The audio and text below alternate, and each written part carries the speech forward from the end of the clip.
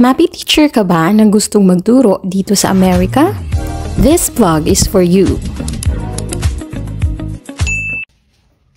Hello guys!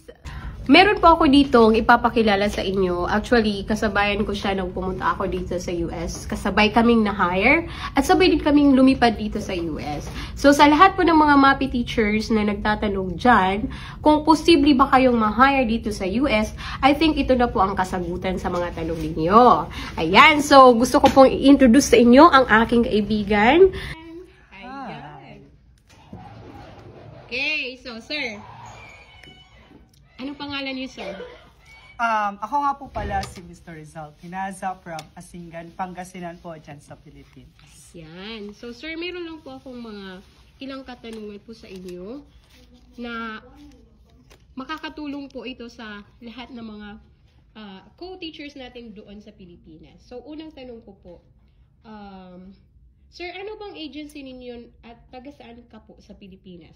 Ayan, so hi po sa aking agency, sa All Seasons Manpower Agency po, na naka-base po siya sa Mandaluyong, sa Maynila. And when it comes sa place ko po, taga-Asingan, Pangasinan po ako. Yan, sa naimbagngal daw yung amin, Tagitata, Ilocano.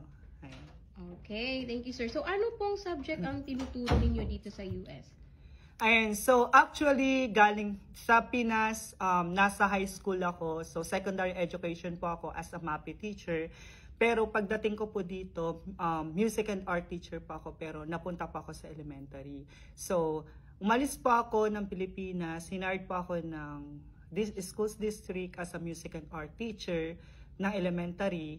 Pero pinagtuturo pa din po ako dito ng PE and Health. So sa lahat po ng mga gusto mag-apply, ayan, so welcome po ang lahat ng mga MAPI sa US. Wow!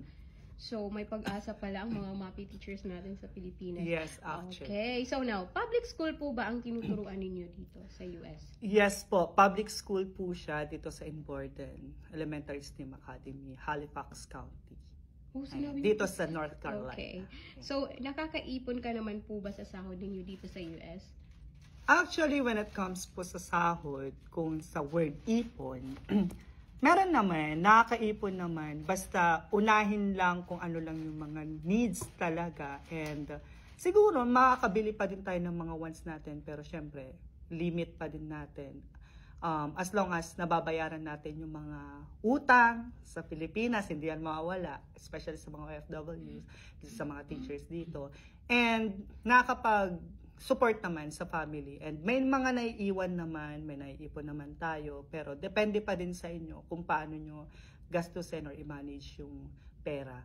And syempre, importante, nakakapagbayad ng mga bills dito, sa bahay, sa sasakyan, mga insurances, and everything po. Ayan. So, meron naman. May naiipon naman. Talagang meron yata, sir, kasi tingnan mo. Tingnan mo, sir, oh. MK Pagrino ni sir. Ito po, oh. Ayan, iPhone Pro Max.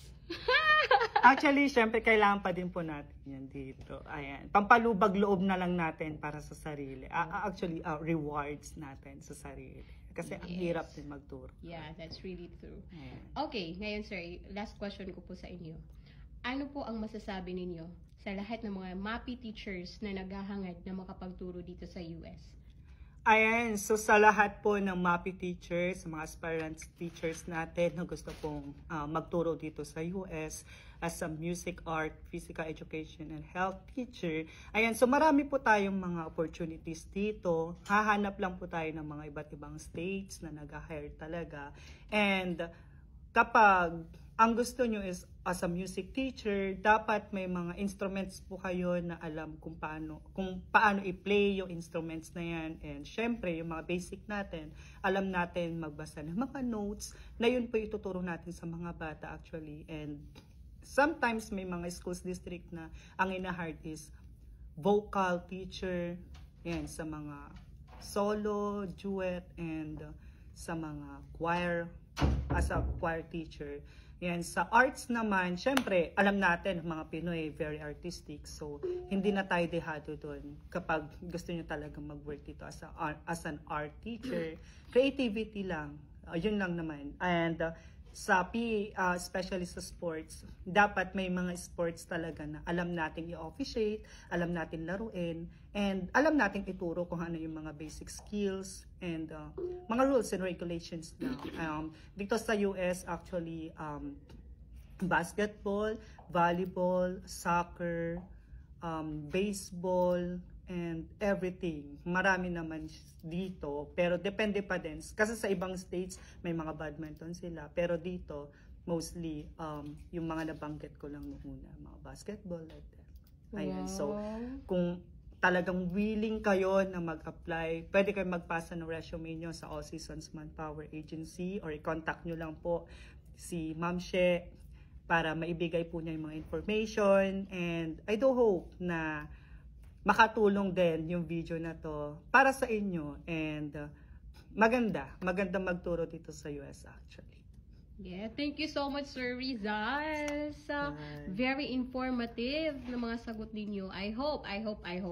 Ayan. I hope lahat ng mga sinagot ni Sir ay makatulong at maka-inspire sa lahat ng mga Filipino teachers na naghahangad na makapagturo dito sa US. Thank you so much for watching. Bye-bye!